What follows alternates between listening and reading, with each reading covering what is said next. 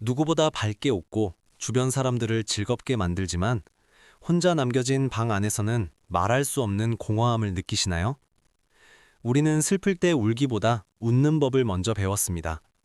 70년대 세대가 아무도 보지 않는 곳에서 스스로 길을 찾아야 했던 것처럼 어떤 이들은 자신의 슬픔을 완벽하게 숨기는 스마일 마스크 뒤로 숨어버립니다.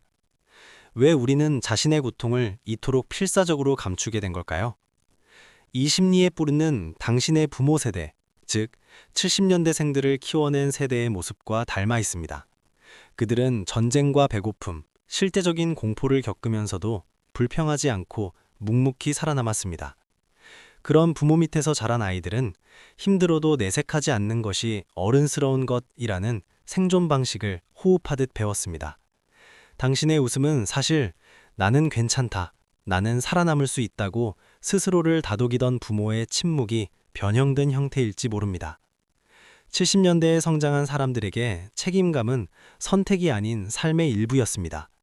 무언가 고장나면 스스로 고치고 문제가 생기면 패닉에 빠지는 대신 적응해야 했죠. 도움은 남이 주는 것이 아니라 바로 나 자신이라는 생각은 성인이 된 당신에게 약한 모습을 보여서는 안 된다는 강박을 심어주었습니다.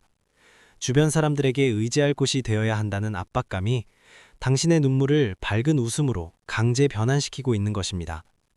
현대 세대는 끊임없이 자신을 타인과 비교하는 환경에서 살아갑니다.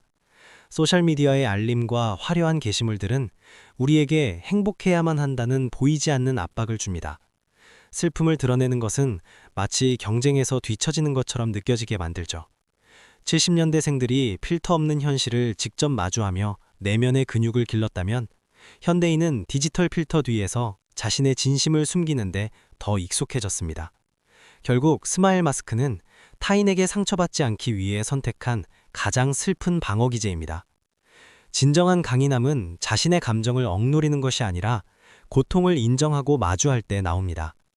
영상에서 말했듯 강함은 가르쳐지는 것이 아니라 시험받는 과정에서 나옵니다. 당신의 슬픔을 숨기지 않고 마주하는 것 또한 당신의 내면을 단단하게 만드는 중요한 시험입니다. 이제는 가면을 잠시 내려놓아도 괜찮습니다. 당신이 웃지 않아도 당신은 여전히 가치 있고 충분히 훌륭한 사람입니다. 지금 당신의 웃음 뒤에는 어떤 마음이 숨어 있나요? 오늘은 다른 누구도 아닌 오직 당신 자신만을 위해 울어줄 수 있는 시간을 가져보는 건 어떨까요? 여러분의 진심 어린 이야기를 댓글로 들려주세요. 이곳은 당신의 어떤 감정도 환영받는 공간입니다. 더 깊은 마음의 이야기가 궁금하시다면 구독과 좋아요로 함께 해주세요. 피그닉할 마음 수양이 당신의 가면 속 진심을 응원합니다.